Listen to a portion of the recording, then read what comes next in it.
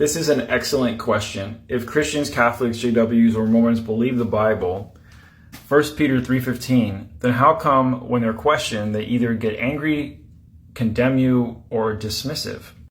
1 Peter 3:15 says, "But sanctify the Lord God in your hearts, and be ready always to give an answer to every man that asketh you a reason of the hope that is in you with meekness and fear." So yeah, it seems like the question is, doesn't the Bible, if the Bible itself tells Christians that they should be apologists and they should have good answers for all the questions that people are asking them, then why are they so dismissive and irritated and irritable when we do ask them those kind of questions? Why don't they have an answer? First, I'll just say, I think it's because most Christians don't actually read the Bible by themselves. They don't actually read and study it and actually try to apply it to their lives.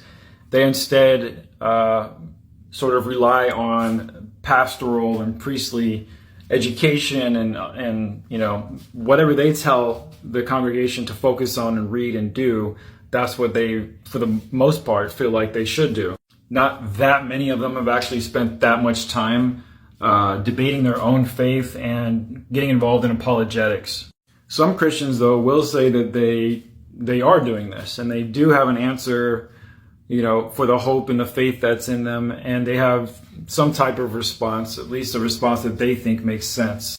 The problem is the response they usually give and the reasons they usually give aren't actually logical, rational, and supportable by, historicity or just basic morality.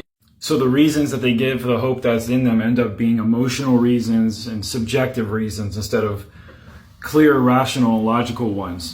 So while they might start off thinking they have some good answers and some good apologetic points to make, once you press them far enough into the fiction, they will become dismissive and irritable because they realize that they're starting from a foundation that we can't agree on.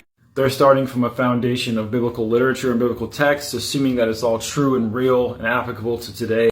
But once counter-apologists point out the fictional narrative and the fictional historicity and the fact that so much of this stuff was taken from pre-existent Greek sources and the Egyptian Book of the Dead and Plato and Socrates and Aristotle and all that, then the reasons start to look kind of flimsy. At that point, it becomes really hard for them to uphold 1 Peter 3:15 because they can't really give those type of objective, historical, rational reasons. I think if more Christians took this verse more seriously, they would quickly realize that they can't actually fulfill it.